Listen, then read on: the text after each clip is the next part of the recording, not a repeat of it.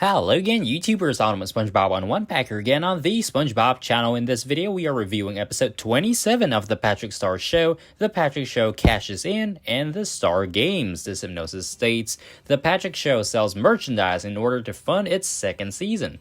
Also, Patrick hosts a series of game shows. Let's dive right in. First up, The Patrick Show cashes in is a fairly strange start for season 2, and while it kicks off with a pompous celebration at the Star family residence, Squidina has to quickly and literally pull the plug due to a lack of money or budget, resulting in the disappointment of the audience. I must say that this episode felt like a natural follow-up to Bubble Bass Reviews in the sense that it once again incorporates things that content creators or even, media franchises do, this time in the field of monetization. Grandpa's attraction is drawn to a kid with bootleg Patrick Show merch, and this leads Squidina and the rest deciding to cash in on the popularity and start producing official merchandise, starting with the very dangerous and volatile Pat the Hapless themed action figures. Bubble Bass shooting real lasers from his eyes and armpits was absolutely hilarious to see.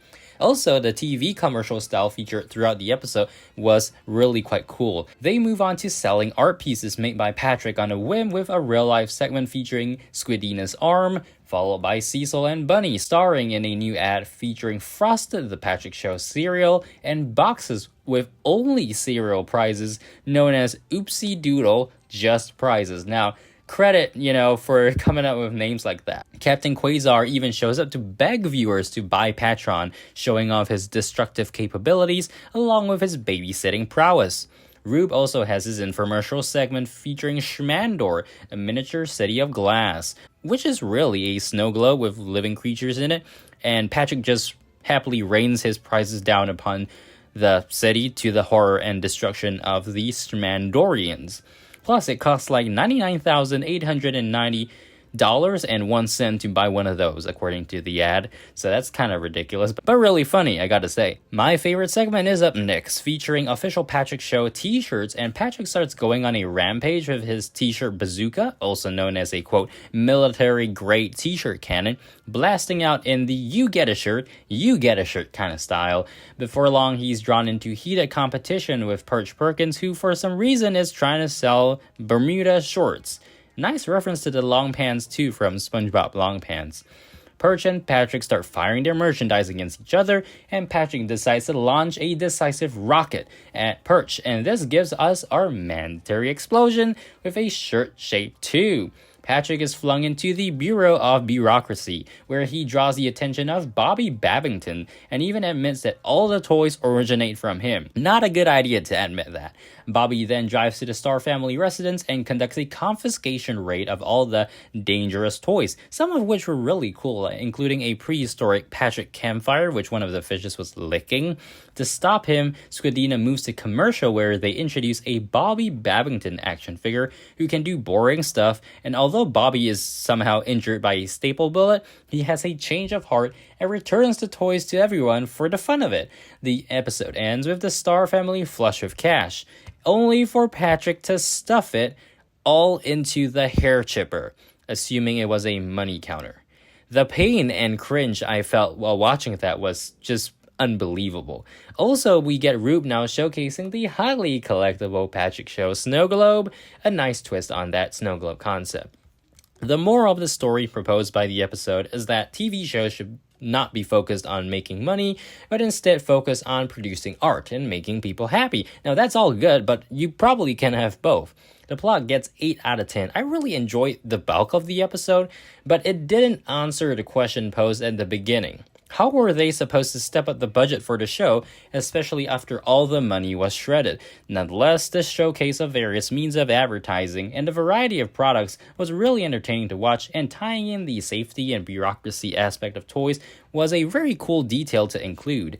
Animation gets 9 out of 10. This episode was visually really fantastic. My favorite scenes were the season 2 kickoff, the bootleg Patrick merch, Patrick and the raiding prizes, and of course, Patrick's bazooka battle. Unique characteristics also gets 9 out of 10. I've always wanted to see how advertisements work in the world of SpongeBob, and this episode definitely gave me more than I needed. Plus, the creative design of the various merchandise was really unique, although they're probably too dangerous to ever get near my SpongeBob collection. Once again, another concept that could only have happened given the context of the Patrick Show. Overall, this episode gets 26 out of 30 from me. We then move on to the Star Games, and this episode is really chaotic and in a dumb way too. Patrick awakes and is immediately thrust into the position of a game show host by Daddy Dartfish, and just goes along with it. The first game show he hosts is called Expired, where he makes Cecil and Bunny eat some really gross expired junk to make them guess what it was and when it expired, which is just disgusting, and they get a consolation prize of like a Gastropump 3000, like what?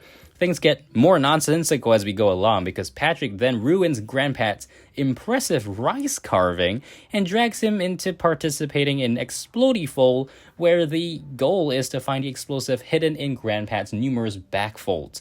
Now, having Grandpat pull out all sorts of historical things and even his older brother, which he tricked to count to 1 trillion, was cool, but it turns out the explosive was hidden in Patrick's butt the whole time, and it literally explodes in Grandpat's face. Now, admittedly, that was kind of funny. But how could Patrick even avoid being harmed by it? Patrick then pulls Squidina into the next game, titled Temporal Causality, with an appearance by Sandy. That's surprising. The goal is to get Squidina to alter the coffee cup in the present by going back in time to change it. Now, Squidina ruins cups in prehistoric times, the Renaissance, and lots more, but all she has to show is just Patrick being fused with Sandy. Well, technically she did change the cup, but we'll see more of that in a moment. So Patrick then tries to host an extreme obstacle course with Old Man Jenkins, but his family members finally catch up to him, and as Daddy Dartfish says, his family is pretty pissed off that Patrick was terrorizing them with his stupid game shows. Now, Patrick is stupid, but the whole reason this started was because of that Dartfish in the first place, so man, that guy is really manipulative, huh? Nonetheless, the battle of the game show host begins, and Patrick is basically chased down and zapped, only to escape from impending doom with a jetpack. The stars pass it on to the audience to scream the name of their favorite host loudly, and this annoys the coffee cup who becomes a dragon. Talk about a plot twist, right? So the family puts aside Patrick's misdeeds and they team up in Power Rangers fashion, assembling into a giant robot and facing that coffee cup dragon down, only for things to get stopped by a coffee break. The end. Well, I mean, that was a doozy, right? Plot gets 6 out of 10. Now, I'm really quite conflicted on this one, but I have to lean on the more positive side because I still laughed a lot when watching it. But the downside, of course, includes the moronic games that just seem to channel Patrick's inner stupidity. But the positives, on the other hand, include some really cool things like exploring Grandpat's folds, which, sounds a little weird, but Squidina messing with the fabric of time.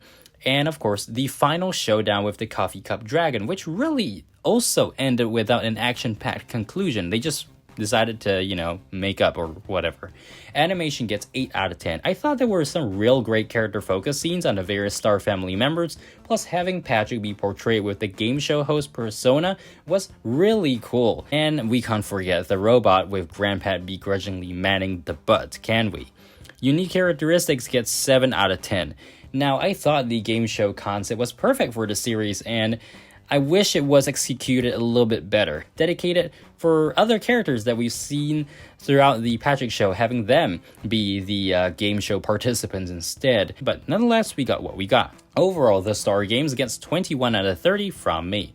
So that's our review of these 2 episodes. Let me know in the comments what you guys thought about them. Make sure to subscribe, like, and I'll see you guys again in the next SpongeBob video coming real soon. Till then, bye!